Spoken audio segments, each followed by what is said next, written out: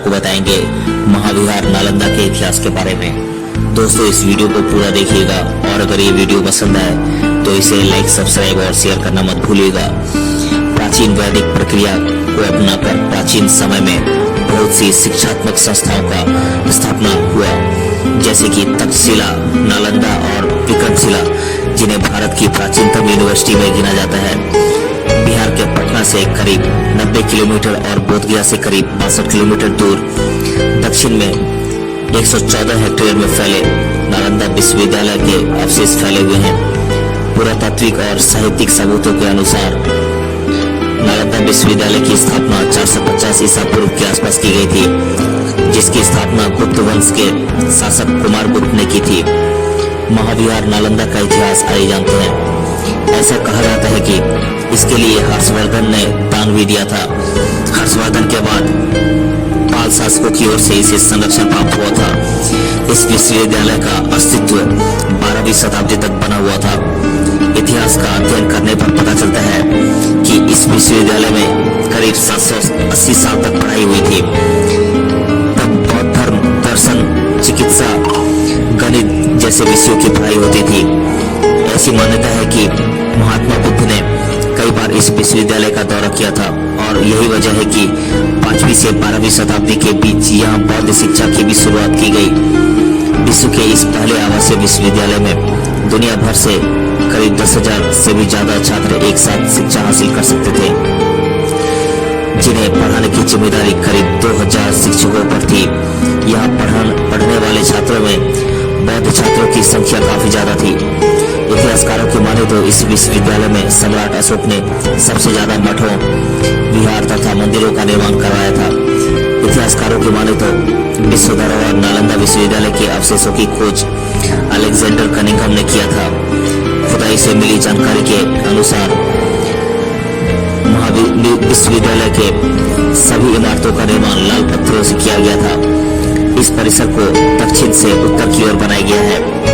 मठ और विहार परिसर के पूर्व में बने हुए थे, जबकि मंदिर पश्चिम दिशा में बना हुआ था। अभी भी इस परिसर में 2 मंजिली इमारत है। ये इमारत परिसर के मुख्य आंगन के पास बना हुआ है। पुरातत्व विभाग को लेकर इसे संभावना है कि इस विश्वविद्यालय में पढ़ाने वाले शिक्षक इसी स्थान पर छात्रों को संबोधित करते होंगे।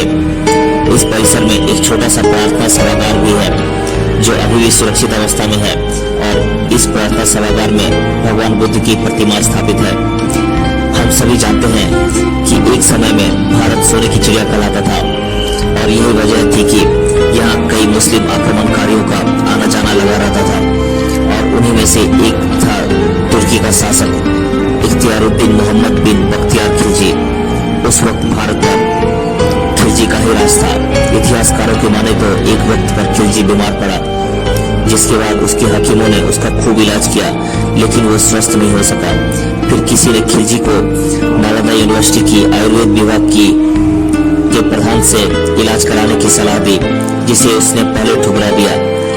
दरअसल खिलजी ये मानता था कि कोई हिंदुस्तानी डॉक्टर उसके हकीमों से ज्यादा बेहतर नहीं हो सकता। आखिरकार अपने सलाहकारों की राय पर खिलजी इलाज के लिए तो तैयार हो गया, लेकिन उसने शर्त रखी कि वो किसी भारतीय का दवा इस्तेमाल नहीं करेगा। साथ ही अगर वो स्वस्थ नहीं होता है तो डॉक्टर को मौत की सजा देगा।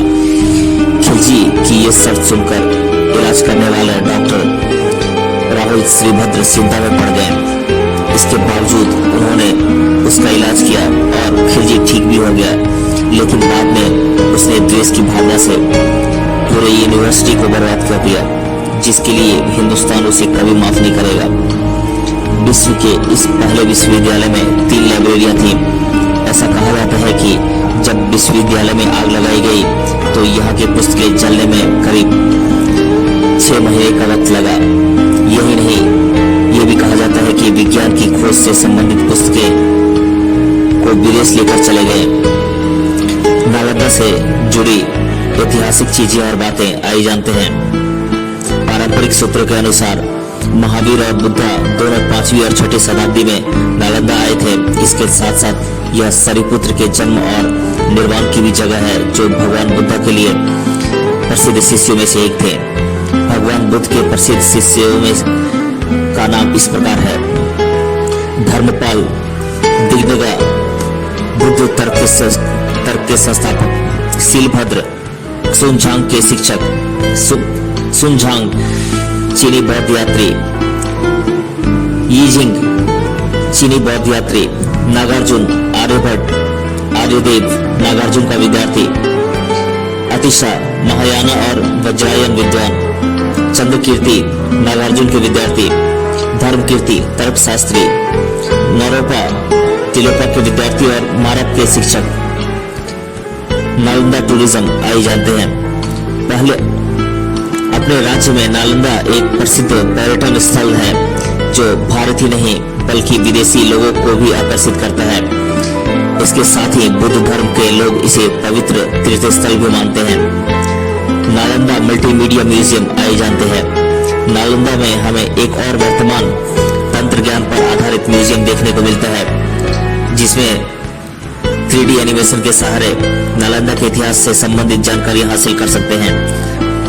सुनझांग मेमोरियल हॉल प्रसिद्ध बुद्ध भिक्षु और यात्रियों को सम्मान देने के उद्देश्य से सुनझांग मेमोरियल हॉल की स्थापना की गई थी। इस मेमोरियल हॉल में बहुत सी चीनी बुद्ध भिक्षुओं की प्रतिमाएं भी लगाई गई हैं। नालंदा आर्कियोलॉजिकल म्यूजियम भारतीय आर्कियोलॉजिकल विभाग ने पर्यटकों के आकर्षण के लिए यहाँ एक म्यूजियम भी खोल रखा है। इस म्यूजियम में हमें नालंदा के प्राचीन अवयवों को देखने का अवसर मिलता है। उत्खनन के दौरान जमा किए गए 13,463 चीजों में से केवल 349 चीजें ही म्यूजियम में दिखाई जाती हैं। दोस्तों, नालंदा विश्वविद्यालय के इतिहास के बारे में ये जानकारी आपको कैसी लगी, हमें कमेंट बॉक्स में जरूर बताइएगा। मिलते हैं अगले वीडियो में। धन्यवाद।